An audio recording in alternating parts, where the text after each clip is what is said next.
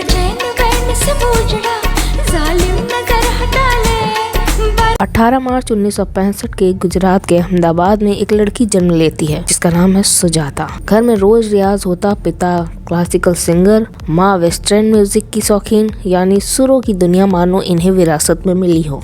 Classical music की तालीम इन्होंने किसी मामूली गुरु से नहीं बल्कि महान पंडित जसराज जी से ली। क्लासिकल फाउंडेशन इतना मजबूत था कि आगे चलकर जब इन्होंने पॉप की दुनिया में कदम रखा तो वो बात डायरेक्ट दिल पर जाती थी और यही सुजाता बनी अलीशा। 1985 में आया इनका पहला एल्बम। उस दौर में पॉप अकेला रास्ता नहीं था, लेकिन अलीशा ने उसे एक पहचान दी। उनकी आवाज, उनका अंदाज, सब कुछ अलग।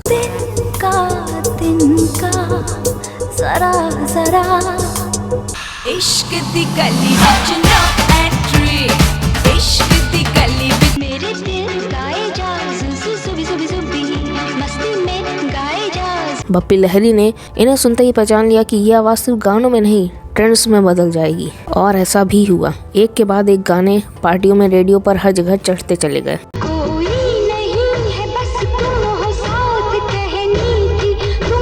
श्रीदेवी के आइकॉनिक लुक में बारिश में फिल्माया गया वो गाना आज भी सदाबहार है, लेकिन उस गाने का दूसरा स्टार था अलीशा का जादुई सुर। यहीं से इंडस्ट्री समझ गई कि ये सिर्फ पॉप स्टार नहीं, एक पावरफुल प्लेबैक सिंगर भी है। रुक रुक रुक, अरे बाबा रुक, oh my darling give me a look, रुक।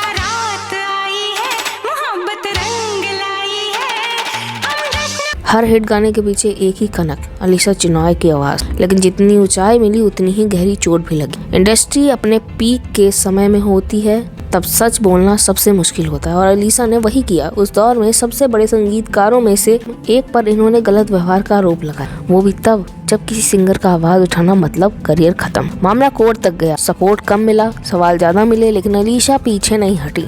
इस फैसले की वजह से करियर की रफ्तार थम गई, लेकिन इतिहास गवाह है कई साल बाद #MeToo आया, तब वही सच सामने आया जिसे अलीशा ने दशकों पहले कहा था। लंबे गैप के बाद अलीशा ने एक बार फिर फिल्मों में गाना शुरू किया, और फिर आया वो गाना जिसने पूरा देश को नचा। जी हाँ, कजरारे। लेकिन जितना बड़ा गाना उतनी ही छोटी फी। रिपोर्ट के मुताबिक इतने बड़े सुपरहिट गाने के बदले सिर्फ 15,000 रुपए का चेक भेजा गया। ये सुनकर आप भी चौंक जाएंगे। ये वही गाना था जिसकी वजह से फिल्म की टिकटें तक बिकती हैं।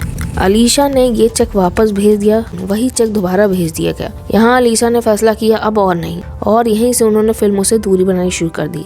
उनकी शादी भी हुई लेकिन चली नहीं। तलाक के बाद इन्होंने खुद को अकेला ही संभाला, फिर पिता की बीमारी ने इन्हें तोड़ दिया। लेकिन अलीशा टूटने वालों में से कहाँ थी। हालांकि अब वो म्यूजिक इंडस्ट्री में कम दिखती हैं, लेकिन उनकी जगह और उनके योगदान को आज भी कोई नहीं भर पाया। अगर अलीशा हेलन थी पॉप की, तो मेड इन इंडिया था उनका ताज। अब सवाल ये है, क्या एक कलाकार को 15,000 रुपए देना ठीक था? क्या अलीशा का आवाज उठाना गलत था? आप जरूर बताइएगा कमेंट बॉक्स। हम आपको मिलते हैं नेक्स्ट वीडियो में।